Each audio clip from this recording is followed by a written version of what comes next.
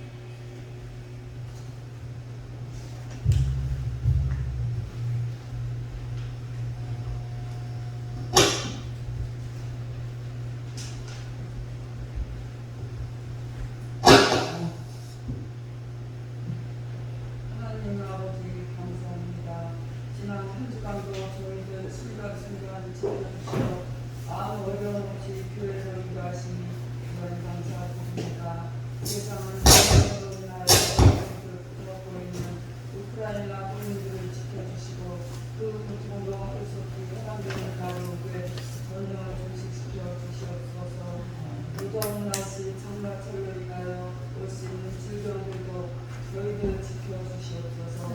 저희들 항상 성수기가 무엇인지 생각하고 초심을 잃지 않고 열심으로 신앙생활해서 하나님께 칭찬받을 수 있도록 은혜 내려주세요. 우리 교회에 들어오는 권사님, 집사님들, 청소년, 아들 묵과있고 어디를 가든지 좋은 사람 만날 수 있도록 은혜 내려주시옵소서. 오늘 배우는 말씀을 가지고 한 주가도 힘차게 살아나갈 수 있는 힘을 주시옵소서. 많이 세우신 부분 목사님 건강으로 축복하시고 목회하시는 활동으로 아무 어려움 없이 건강으로 지켜주시옵소서. 이 모든 말씀 사랑하는 우리 주 예수 그리스도의 이름으로 기도드립니다. 아멘.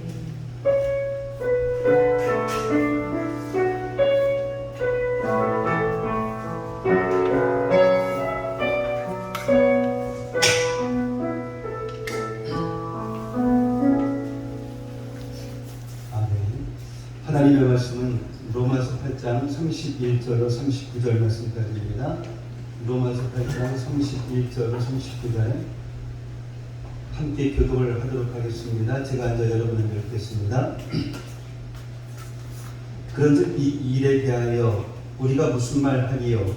만일 하나님이 우리를 위하시면 누가 우리를 대적하기요?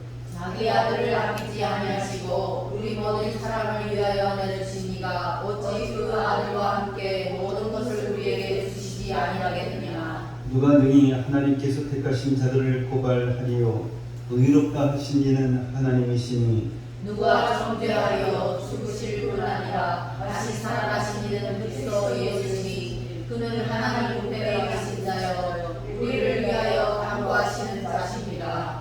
누가 우리를 그리스도의 사랑에서 끊으리요? 환난이나 권고나 박해나 기근이나 적신이나 위험이나 칼이랴.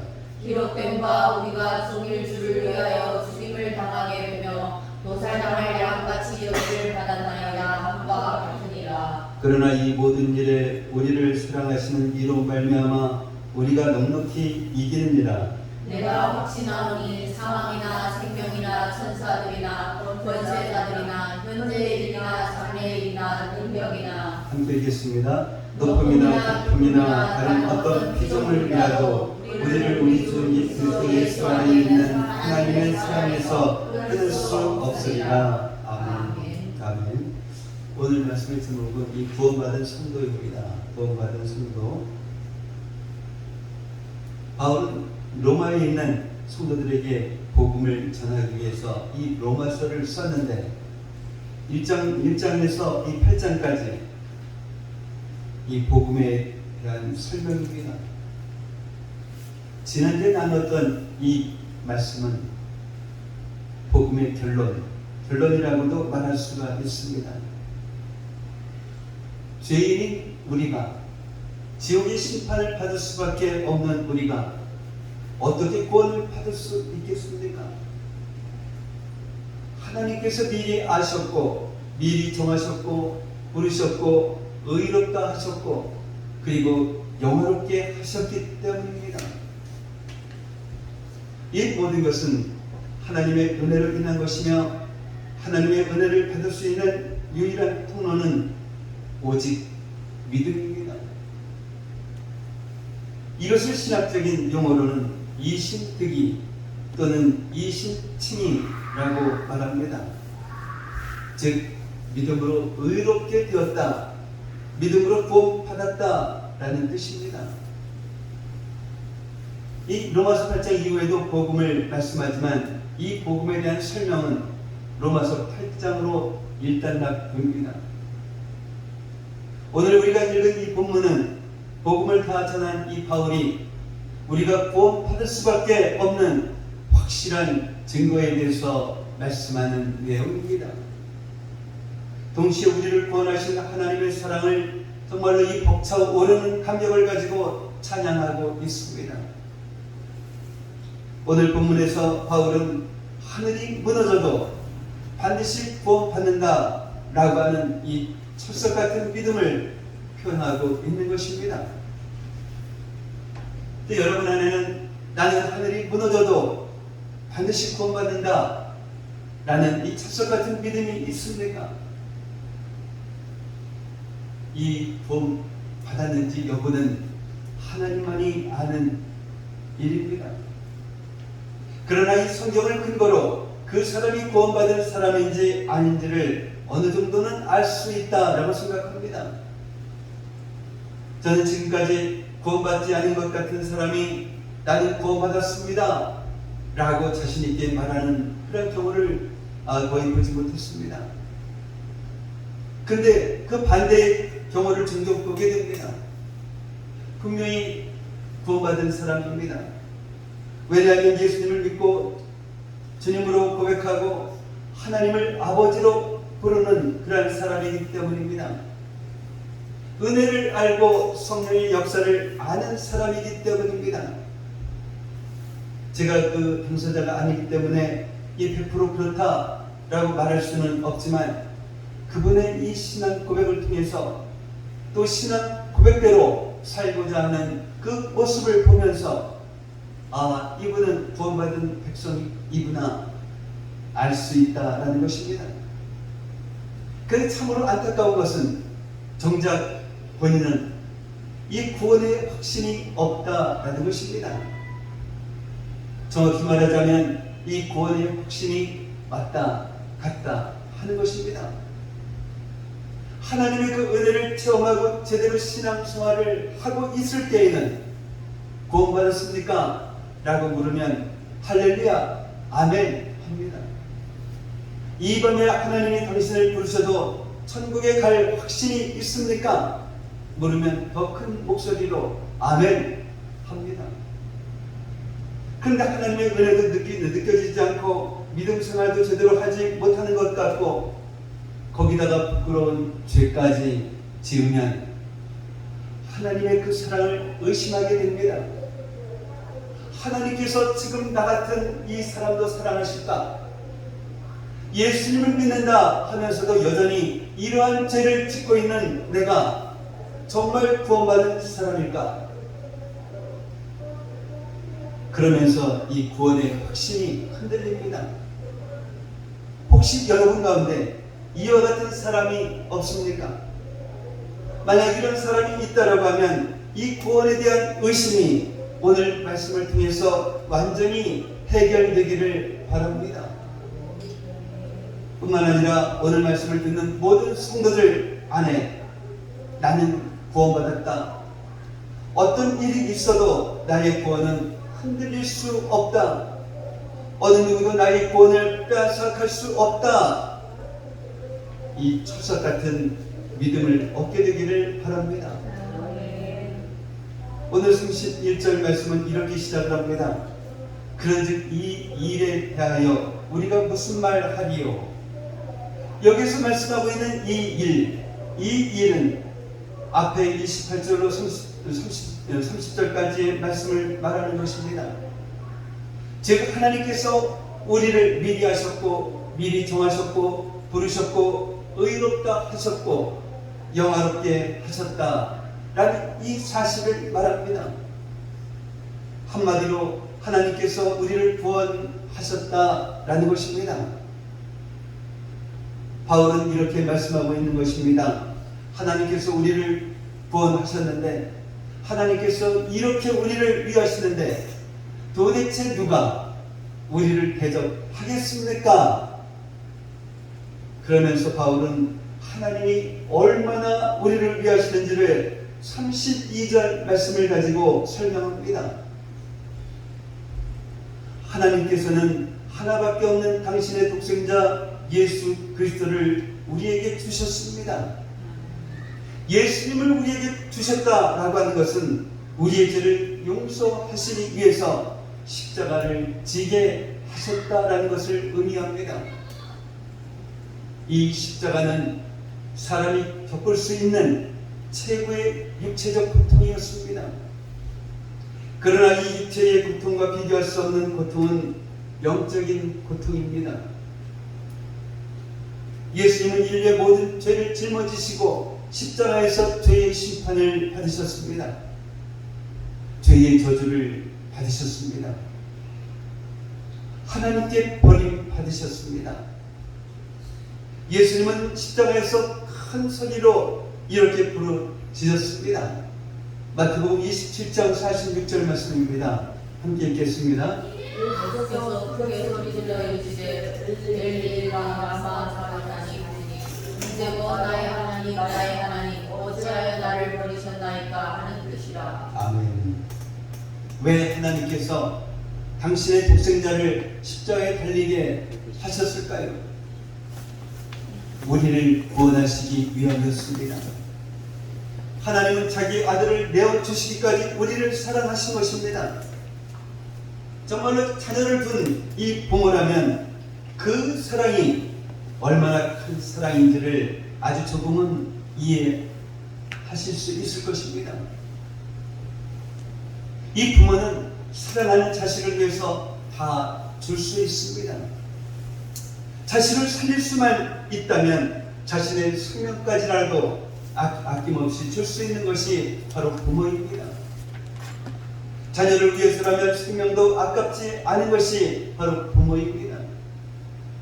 그러나 이토록 사랑하는 자녀의 생명을 다른 누군가를 살리기 위해서 줄 수 있는 사람이 과연 이 세상에 있을까요? 그런데 그런 사랑으로 우리를 사랑하신 분이 계십니다. 하나밖에 없는 독생자를 내어주신 분, 그분이 바로 하나님이십니다. 그것도 죄인된 우리를 위해서 말입니다. 그것도 아끼지 아니하시고 말입니다. 너무나 큰 사랑이어서 사람은 그 사랑을 측량할 수 없습니다. 한번 생각해 보십시오. 이렇게까지 우리를 사랑하시는 하나님이십니다. 우리를 구원하시기 위해서 독생자까지 아끼지 아니하시고 내어주신 하나님이십니다. 그런 하나님께서 우리를 영화롭게 하시는 그날까지, 우리가 최후 승리를 얻는 그날까지 우리에게 필요한 모든 것을 주시지 않겠습니까? 하나님이 정말 나 같은 사람도 사랑하실까? 이런 의심이 틈탈 때마다 독생자 예수 그리스도까지 아끼지 않으시고 내어주신 하나님의 그 사랑을 생각해 보십시오. 이 구원의 근거는 우리에게 있지 않습니다. 구원은 철저하게 하나님의 은혜인 것입니다. 하나님을 거역하고 내 고집대로 내 욕심대로 살았던 우리들은 사랑받을 자격이 없습니다. 그럼에도 불구하고 하나님은 우리를 사랑하셨습니다. 이유가 없습니다. 그냥 사랑하신 것입니다. 그러니 하나님 정말 저 같은 자도 사랑하시나요? 더 이상 이런 말을 해서는 안 될 것입니다. 이제부터는 자신을 바라보지 마십시오. 이 구원의 확신이 흔들리는 그 이유는 자기 자신을 바라보기 때문입니다. 우리에게는 사랑받을 만한 자격이 없는데 그러한 자신을 바라보면 당연히 이 구원의 확신이 흔들릴 수밖에 없습니다. 그래서 예수님을 바라보라 라는 것입니다. 예수님을 바라보는 그 순간 우리는 더 이상 하나님의 사랑을 의심할 수 없습니다. 이 구원의 확신이 흔들리는 가장 큰 이유는 두 가지가 있습니다. 하나는 바로 죄 때문입니다. 기독교 이단 가운데 구원의 확신을 가지고 성도들을 미혹하는 그런 이단이 있습니다. 교회 다닌다라고 말하면서 이렇게 묻는다라고 합니다. 당신은 구원 받았습니까? 예, 저는 구원을 받았습니다. 예수님을 믿고서 말입니다. 그러면 이런 식으로 질문합니다. 요한일서 3장 8절로 9절 말씀입니다. 한번 보겠습니다. 죄를 짓는 자는 마귀에 속하나니 마귀는 처음부터 범죄함이라. 하나님의 아들이 나타나신 것은 마귀의 일을 멸하려 하심이라. 하나님께로부터 난 자마다 죄를 짓지 아니하나니 이는 하나님의 피가 그의 속에 거하며 그도 범죄하지 못하는 것도 하나님께로부터 났습니다. 아멘. 정말 이런 말을 듣고 나면 그때부터 내가 정말 구원받은 사람인가 그냥 헷갈리기 시작합니다. 왜냐하면 예수 믿고 구원받았다라고 자신있게 말은 했지만 사실은 때때로 이 죄를 지을 때가 있습니다. 여러분은 이런 상황에서 뭐라고 대답하시겠습니까? 여러분 중에 죄를 지은 후에 내가 이러고도 예수님을 믿는 사람이라 할 수 있을까? 나는 정말 구원받은 사람일까? 이렇게 괴로워하는 사람이 있다라고 하면 그 사람은 분명히 예수님을 믿고 구원받은 사람입니다. 왜냐하면 이 마귀에게 속한 자는 죄를 짓고 절대로 괴로워하지 않기 때문입니다. 마귀에게 속한 자는 죄를 즐기기 때문입니다. 교회에 다니고 예수님을 믿는다 말하면서도 죄를 지으면서 그 심령에 아무런 거리낌이 없는 사람은 바로 마귀에게 속한 사람입니다. 내가 좀 죄를 지으면 어때? 회개하면 예수님께서 용서해 주신다 라고 했잖아. 예수님을 믿으면 다 천국에 간다 라고 했는데 세상에 살면서 죄를 짓는 것은 문제될 것이 없어. 이렇게 이 십자가의 은혜를 악용하는 사람이 바로 마귀에게 속한 자입니다. 정말 하나님의 자녀도 죄를 짓습니다. 하나님을 대적하고 하나님의 뜻에 불순종하려는 타락한 육신을 입고 있기 때문입니다. 그래서 우리 몸의 순양을 기다리는 성도 안에 이 탄식이 있는 것입니다.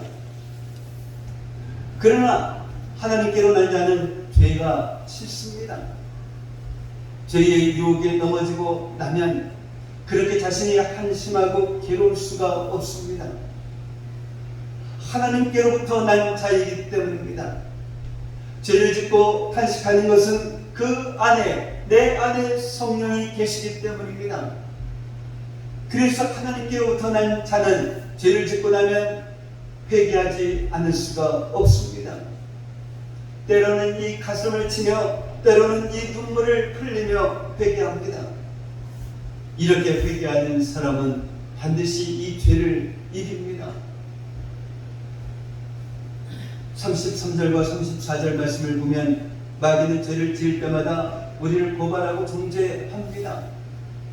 그러나 성경은 말씀합니다. 하나님께서 택하셨는데 하나님께서 이미 의롭다 하셨는데 누가 우리를 정죄할 수 있겠느냐라는 것입니다. 그러면서 마귀가 결코 우리를 고발하고 정죄할 수 없는 그 이유를 말씀하십니다. 그것은 바로 예수님 때문입니다.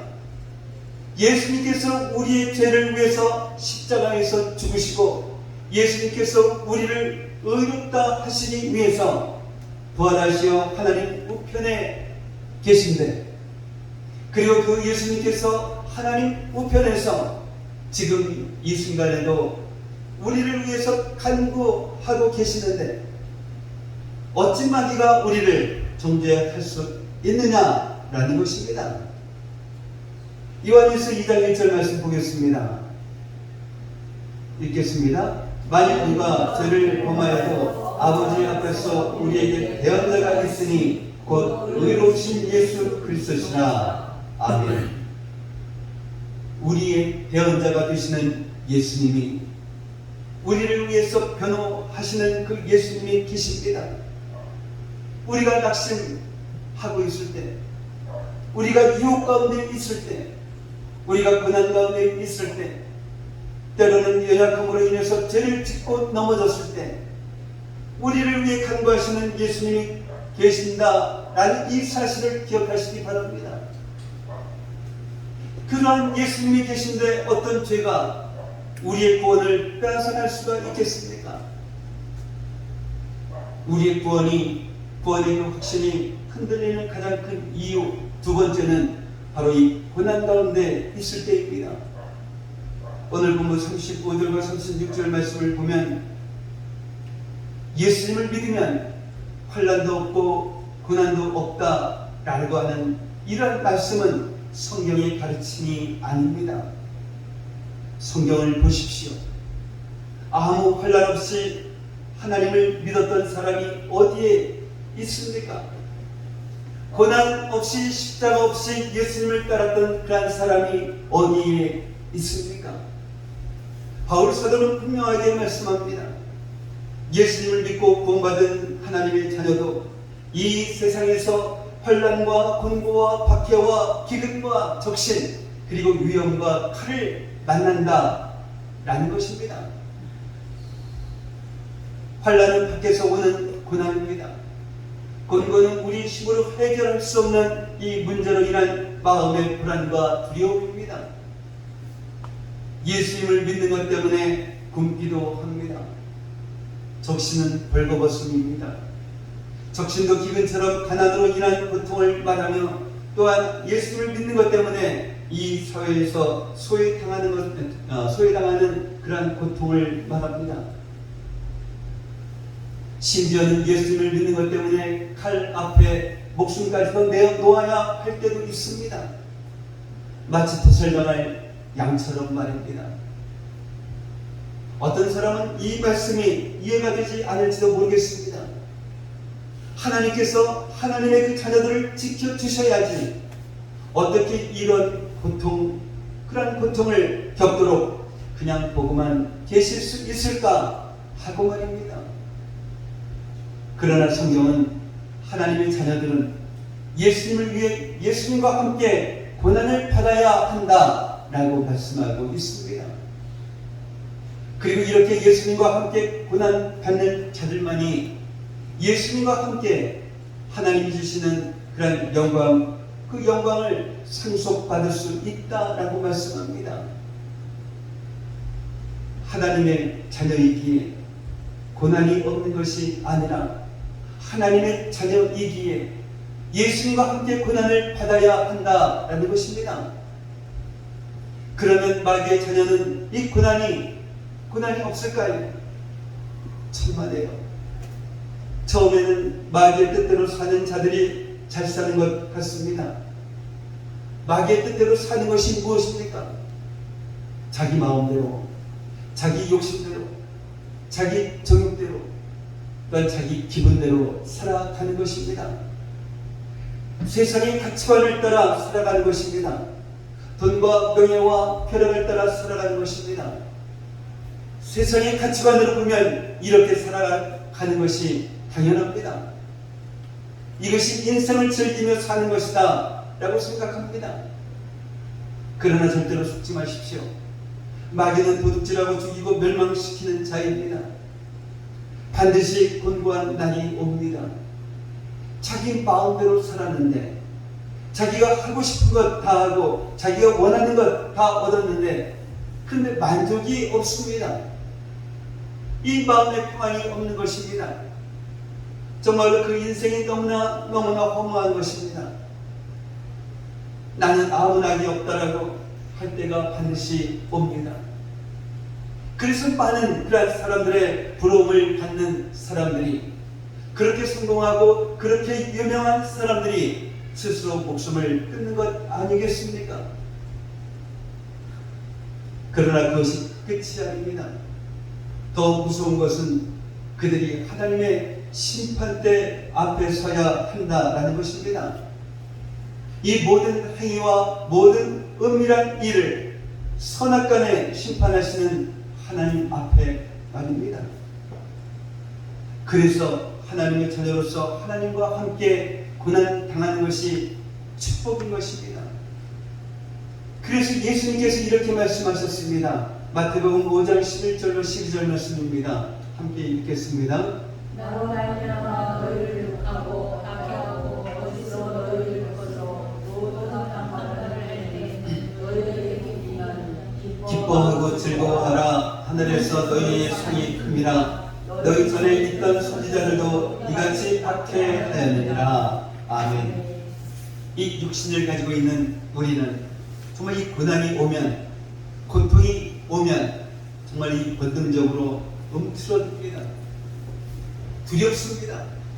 정말 그 고난 피하고 싶습니다. 믿음이 없는 것이 아니라 감출 수 없는 이 본능인 것입니다. 예방주사를 맞아야 이 전염병에 걸려서 고생하지도 않고 생명을 지킬 수 있다는 것은 알지만 막상 이 주사기를 보면 몸이 움츠러들고 피하고 싶은 것처럼 말입니다. 그런 생각처럼 이 주사가 아프지 않은 것입니다. 물론 이 주사바늘이 살을 파고들 때는 따끔하고 조금 아프지만 상상했던 것보다 덜 아프다는 것입니다. 그래서 이런 생각마저 듭니다.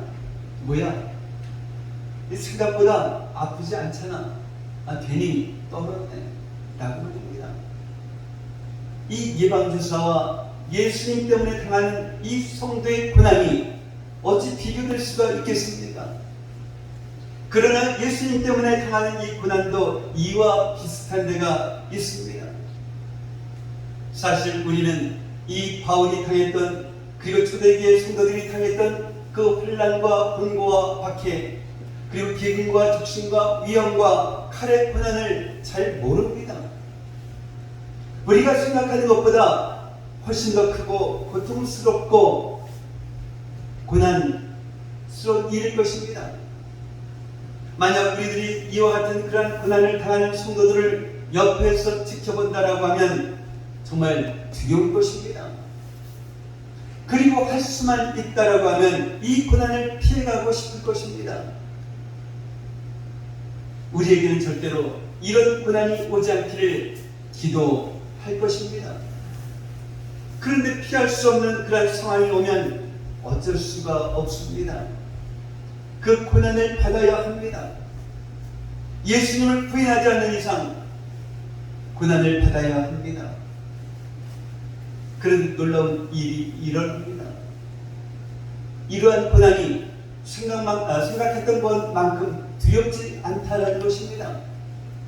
생각했던 것만큼 고통스럽지 않은 것입니다. 여기에 이유가 있습니다. 그 고난 속에서, 그 고통 속에서 놀라운 주님의 사랑을 체험하기 때문입니다.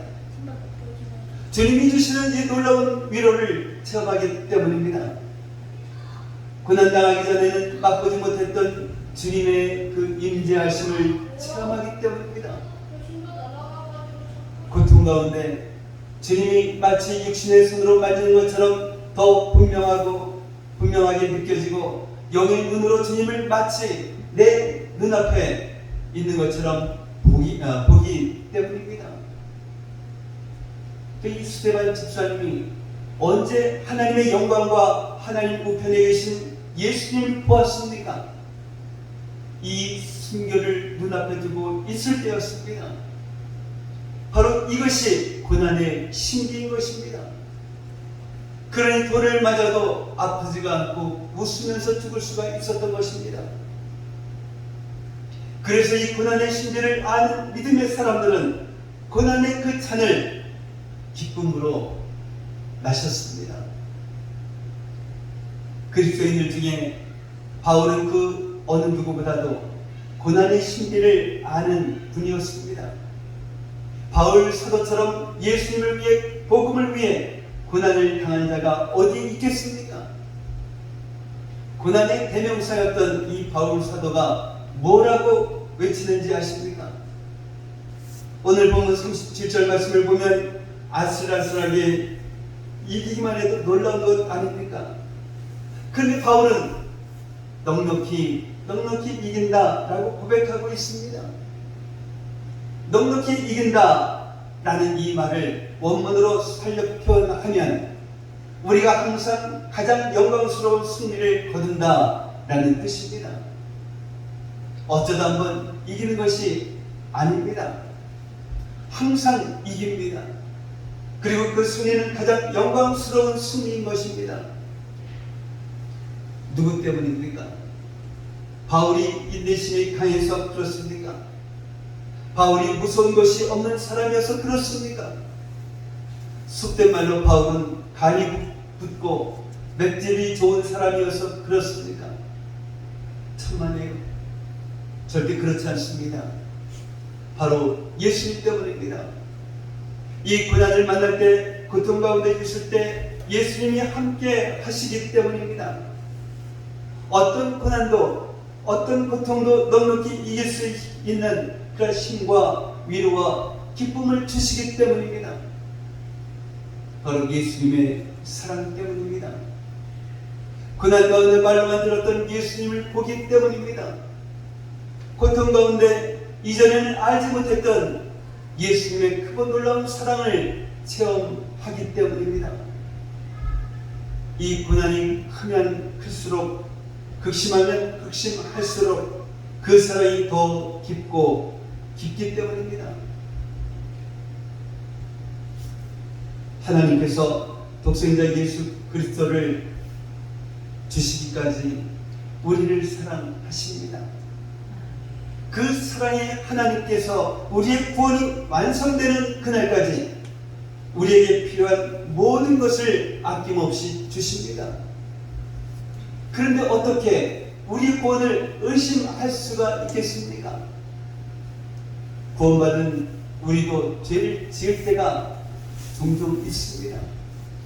그러나 우리의 모든 죄를 용서하시기 위해서 예수님께서 십자가에서 죽으셨는데, 그 예수님께서 우리를 의롭게 하시기 위해서 부활하셨는데, 그리고 그 예수님께서 우리를 위해 간구하고 계시는데, 그 예수님께서 우리가 죄를 범할 때마다 아버지 앞에서 우리를 변호해 주시는데, 그런데 어떻게 우리의 구원을 의심할 수가 있겠습니까?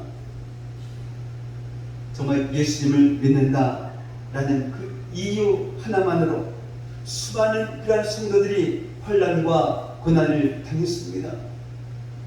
사람이 당할 수 있는 고난이란 고난은 모두 당했습니다. 사람이 당할 수 있는 이 고통이란 고통은 모두 맛보았습니다. 그런데도 그 고난이, 그 고통이 주님을 향한 우리의 사랑을 빼앗아 갈 수 없는 것입니다. 왜 그럴까요? 예수님께서 우리를 붙들고 계시기 때문입니다. 고난이 크면 클수록, 고통이 극심하면 극심할수록 예수님의 그 사랑의 손으로 우리를 더 꽉 붙잡아 주십니다. 그래서 어떤 고난도 넉넉히 이기는 것입니다. 그래서 우리는 두려워하지 않습니다. 왜냐하면 이 세상 그 어떤 것도, 그 무엇도, 죽음까지도 우리를 그리스도의 그 사랑에서 끊을 수 없기 때문입니다. 그런데 어떻게 우리의 그 구원을 의심할 수가 있겠습니까? 이 놀라운 구원의 확신, 승리의 확신 속에서 바울은 하나님의 사랑을 찬양합니다.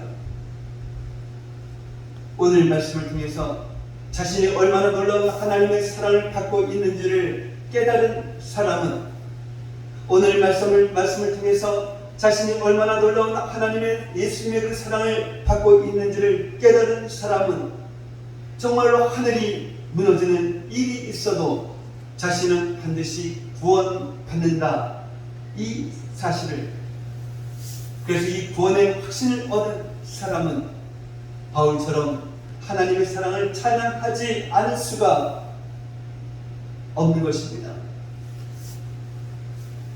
바라기는 우리 모두가 바울이 가졌던 이 확신과 감격을 가지고 바울처럼 이 세상 그 누구도, 이 세상 그 무엇도 끊을 수 없는 하나님의 사랑을 뜨겁게 고백하길 원합니다. 이 고백은 오늘 하루로 끝나는 그런 고백이 되어서는 안 됩니다. 행여나 이 구원의 확신이 흔들릴 때에, 하나님의 사랑이 의심스러울 때에, 죄를 짓고 스스로 정죄할 때에, 예수님 때문에 이 고난을 당할 때에, 그때마다 큰 소리로 외쳐야 할 이 고백인 것입니다. 아니 그 이상입니다. 38절과 39절은 구원받은 성도가 날마다 드려야 할 이 찬양입니다. 우리 다 함께 다른 어떤 피조물도 끊을 수 없는 그런 영원하신 하나님의 그 사랑을 찬양하십시다. 아멘. 마지막으로 38절과 39절 말씀을 다 함께 읽고 오늘 말씀을 마치도록 하겠습니다. 함께 읽겠습니다.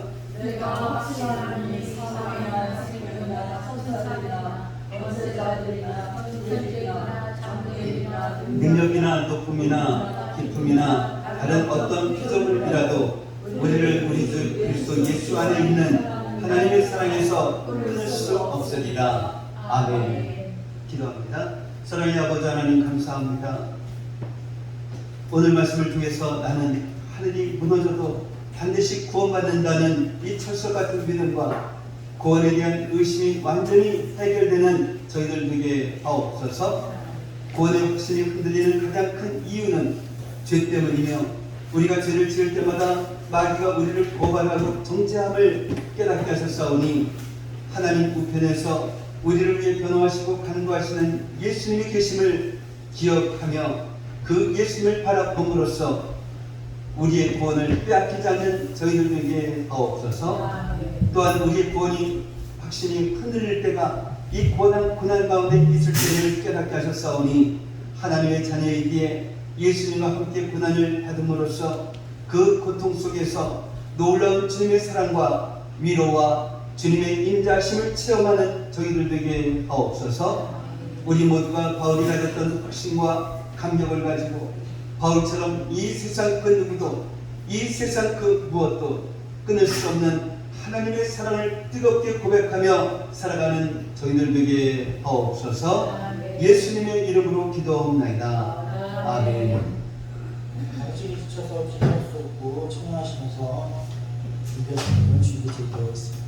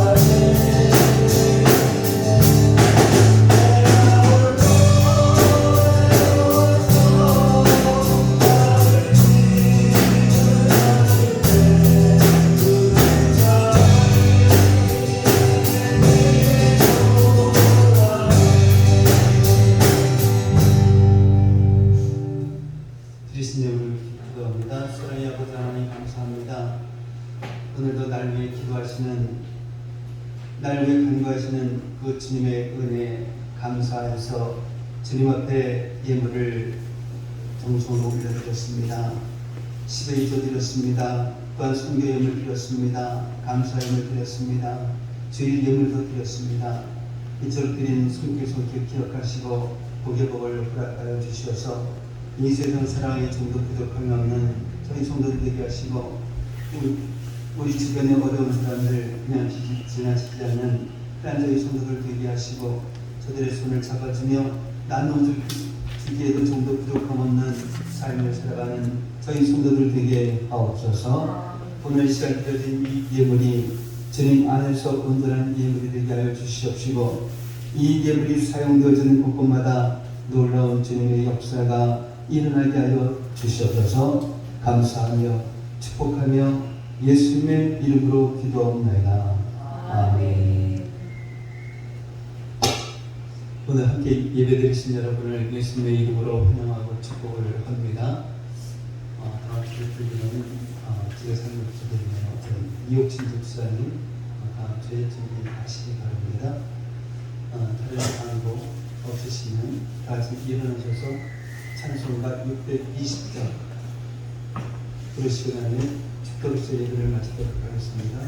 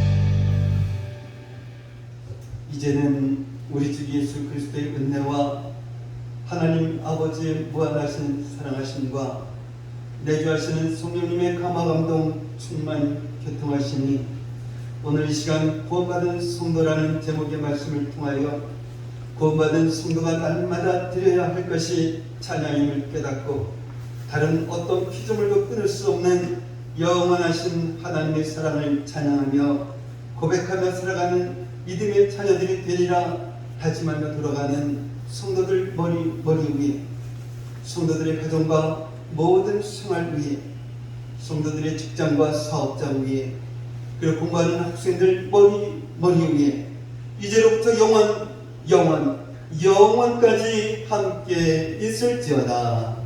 아멘.